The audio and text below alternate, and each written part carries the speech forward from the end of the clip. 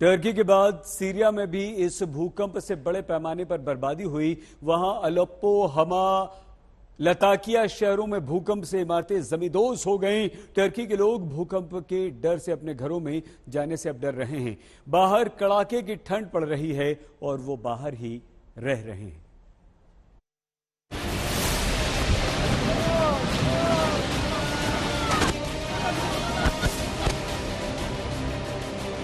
Turkey पर क्या बीत रही है उसे इस तस्वीर से समझिए, जिसके ट्रांसपोर्ट मंत्री को अचानक भूकंप आने पर जान बचाने के लिए टेबल के नीचे छिपना पड़ता है। तस्वीरें आदियामन शहर की हैं, जहां भूकंप के दूसरे झटके ने टर्की के ट्रांसपोर्ट मंत्री के होश उड़ा दिए और उन्हें आनन फानन में बाहर निकाला गया। तुर्की में जिस तरह से इमारतें भूकंप में गिरी है, उसने भारत के करोड़ों लोगों को डरा दिया है। वो तुर्की में तबाही की हर तस्वीर को देखते हुए बस एक ही सवाल सोच रहे हैं, दिल्ली की इमारतें भूकंप से कितनी सुरक्षित हैं? जिस दिल्ली एनसीआर में आए दिन भूकंप के झटके महसूस होते रहते हैं। दिल दहला देने वाला ये वीडियो सीरिया का है। इमारत का ऊपरी हिस्सा गिरने के बाद एक बच्चा फंसा हुआ है और मदद की गुहार लगा रहा है। ये देखिए, सीरिया में भूकंप से भयानक तबाही मची है। लोग मलबे के नीचे फंसे हुए हैं। चारों तरफ से लोगों को बचाने की तस्वीरें सामने आ रही हैं। लेकिन भूकंप से इतने बड़े पैमाने पर नुकसान पहुंचा है कि सबको मदद मिल पाना सीरिया जैसे देश के लिए मुश्किल है। इसीलिए मलबे में लोग फंसे हुए हैं, लेकिन उन्हें निकालने वाला कोई नहीं है।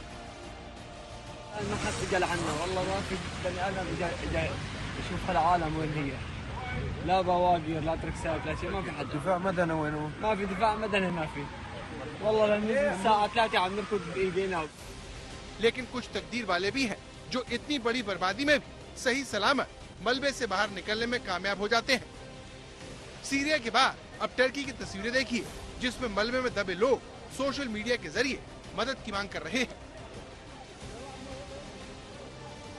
अब ये देखिए, जिसमें एक इमारत का एक हिस्सा पूरी तरह से क्षतिग्रस्त हो चुका है और उसमें एक बुजुर्ग फंस जाती है।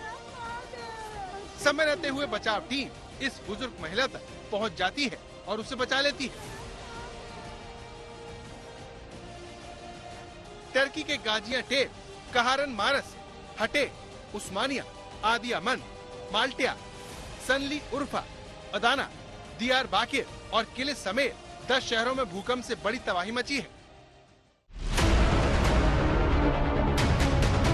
अब आपको टर्की के कहारन मारस शहर का हाल दिखाते हैं, जहां पर तकरीबन हर एक बड़ी इमारत जमींदोज हो चुकी है।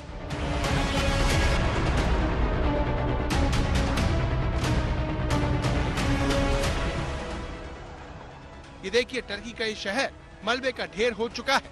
यहाँ पर आपको चारों तरफ मलबा ही दिखेगा। अब टर्की के हटे को देखिए, जहाँ पर आपको ऐसी तबाही देखने को मिलेगी जिसकी कल्पना कोई नहीं कर सकता।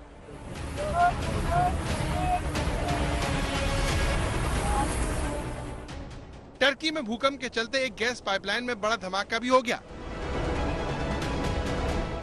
टर्की के मारस में भूकंप से किरखान तोप गोबाजी में नेचुरल गैस पाइपलाइन में ब्लास्ट हो गया। इसकी वजह से इलाके में आग फैल गई।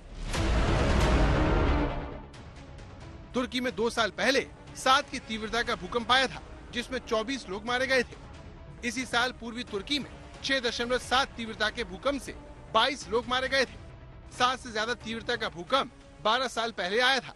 इसमें 138 लोग मारे गए।